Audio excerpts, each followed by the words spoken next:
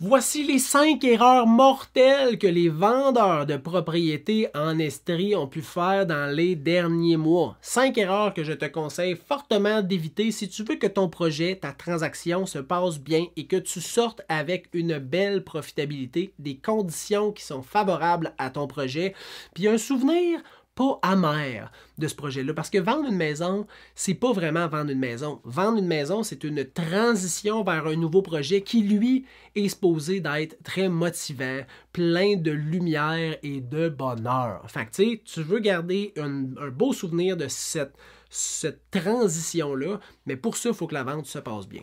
Première erreur que les gens font, là, un prix trop élevé. Je te surprends-tu en disant ça? Un prix trop élevé d'affichage, là, au départ, quand tu mets ta maison sur le marché, ça vient juste de tuer ton timing. Parce que les gens vont voir la propriété, puis là, ils vont faire comme, ben trop cher. Tu as 5 jours de nouveauté sur Centris, hein? Ben trop cher, tu n'auras pas de visite. Puis là, qu'est-ce qui va se passer?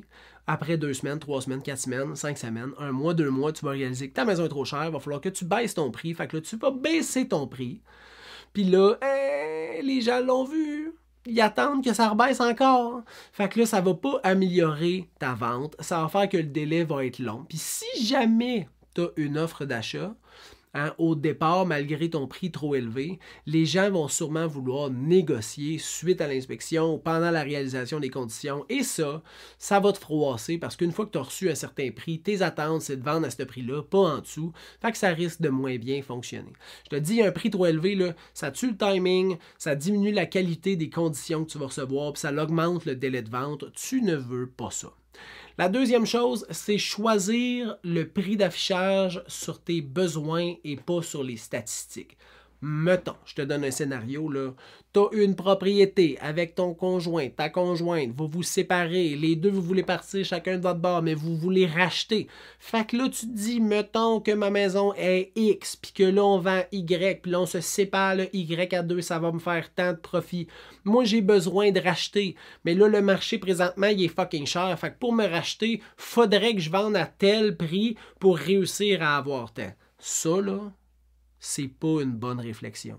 Ce que tu as besoin, hein, ça n'a pas rapport avec ce que tu peux vendre. Fait qu'il y a l'analyse statistique, puis après ça, tes besoins. Je comprends que tu veux vendre un certain montant, puis je comprends que tu as besoin de vendre un certain montant, puis tu as le droit de faire le choix de vendre ou d'afficher plus haut que la valeur statistique du marché que ta propriété a là. Mais il faut que tu le fasses au moins en connaissance de l'impact et des conséquences que cette décision-là peut avoir. Mais je te le dis, baser son choix sur ses besoins et non les statistiques, c'est la deuxième plus grosse erreur que les gens font en Estrie quand ils veulent vendre leur propriété. Troisième chose, mauvaise analyse des comparables. Fait que analyser les comparables sur l'émotion. Fait que j'ai entendu des trucs, 2 maisons qui sont très similaires. Puis là, ouais, mais moi, mon voisin, elle l'a vu, là, puis, tu sais, il entretient pas sa clôture comme moi, là. Je veux dire, lui, son gazon, là, son chien pisse partout, il y a des ronds jaunes, tu sais, là. Moi, j'ai refait en plus, là, tu sais, j'ai changé toutes les armoires, toutes les luminaires ont été changés. Hey, c'est pas vrai que ma maison, elle vaut la même affaire que le voisin. Ton opinion des comparables, puis l'opinion que les acheteurs vont avoir quand ils vont regarder le marché, puis ils vont dire ah, OK, ils vont parler à leur courtier, puis ils vont dire cette maison-là, elle vaut à peu près combien, puis là, le courtier va regarder les comparables, puis ils vont le regarder ensemble. Lui, là, les ronds de pisse là, sur la terrasse, là, puis le fait qu'il entretient moins bien ça importe peu. Toi, t'es là, t'es impliqué émotivement dans cette transaction-là. Ta réflexion est souvent biaisée puis teintée, mais pas teintée de la bonne façon.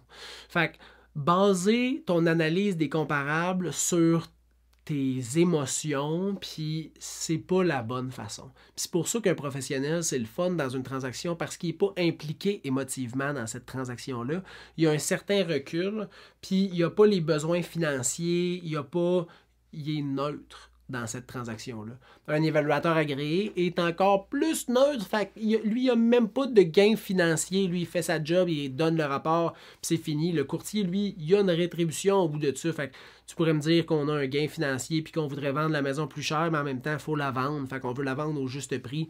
Fait que, pas vraiment un bon argument, mais bref, baser ta réflexion des comparables sur l'émotion, c'est pas une bonne façon de regarder les comparables. La quatrième erreur qui est la plus régulièrement faite, c'est une mauvaise analyse de la bonne offre d'achat à accepter dans une négociation ou de négocier avec émotion. Là, tu comprends-tu que l'émotion dans une transaction, c'est pas toujours bon, hein? Dans une transaction de vente, c'est régulièrement mauvais même, je te dirais. Fait que, faire une mauvaise analyse dans une situation d'offre multiple, exemple, c'est regarder le prix, puis mettons te dire, ben, je vais prendre la plus haute. Il peut y avoir des risques à prendre nécessairement juste la plus haute. Peut-être qu'il y a des conditions qui sont plus permissives. Exemple, dans l'offre, tu as un 20 000 de plus sur celle-là, mais il y a une petite demande de visite des lieux. Cette condition-là est très permissive. Il y a une petite demande en point 9.1 de documents. Cette condition-là est très permissive. Il y a des conditions qui sont très risquées. Fait que des fois, l'analyse dans une situation d'offre multiple en négociation, c'est pas nécessairement le prix le plus haut qui est la meilleure offre. La deuxième chose, c'est tomber en... Mettons là, que tu vends ta maison 600 000. Pour toi, ça vaut 600 000, puis tu veux vendre à 600 000, puis là, tu as une offre à 5,75, tu fais comme « Non, je refuse ça! Je refuse ça! » OK, bien, là, ton courtier va te dire « Bon, mais parfait, mais je conseille qu'on fasse une contre-proposition. À combien tu voudrais revenir en contre-proposition? » Non, je fais juste refuser. Mais pourquoi tu veux refuser? Non, un offre de merde, ça, il rit de nous autres. Notre maison, elle vaut 600 000, c'est pour ça qu'on l'a affiché 600 000, fait qu'on va juste refuser. Refuser une offre, il n'y a rien de positif. Il n'y a rien, c'est un refus. C'est négatif, à 100% négatif. C'est un refus, c'est pas une négociation, c'est pas une discussion, c'est un refus. 100% négatif, ce mot-là. Fait que, essaie de voir comment tu pourrais aller vers, donc tendre vers tes attentes, mais ce genre de réaction-là, c'est une réaction émotive. Puis c'est pas réfléchi, hein? C'est irrationnel, une réaction, puis une décision qui est émotive, puis je le déconseille dans une négociation.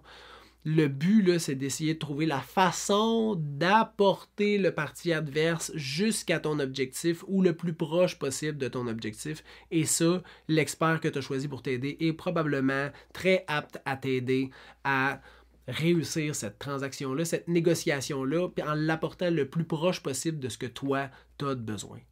Puis la cinquième chose que les gens font, qui est une erreur mortelle ou très problématique, c'est pas écouter les conseils des experts. Ultimement, tu as choisi une personne pour t'aider dans ton projet de vente ou d'achat.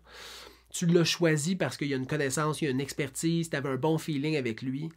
Dès que ça touche l'argent, les gens ont une forte tendance à ne plus écouter les conseils.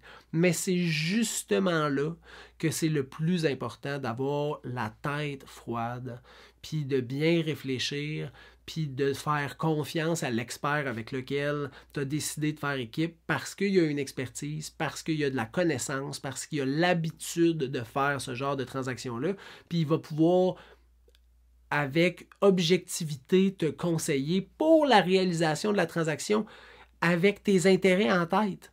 Fait que je sais que quand ça touche l'argent, là, c'est comme ça pince, là, c'est difficile, mais c'est drette là que ça vaut la peine d'écouter les conseils de ton expert. Si tu veux éviter là, toutes ces erreurs-là, prends le temps de trouver une personne avec laquelle tu t'entends, avec laquelle tu peux créer une communication qui est bidirectionnelle, remplie d'écoute. Hein? Prends quelqu'un en qui tu as confiance, puis lance-toi en affaires avec lui pour réaliser ton projet d'achat ou de vente immobilier. Ça va te faciliter la vie comme pas possible. Si tu as des questions, tu peux m'écrire au info@serviceimmobilier.ca ou aller au serviceimmobilier.ca et prendre un rendez-vous avec moi. Ça va me faire plaisir de répondre à tes questions et t'aider. D'ici là, je te souhaite une bonne fin de journée. Bye bye!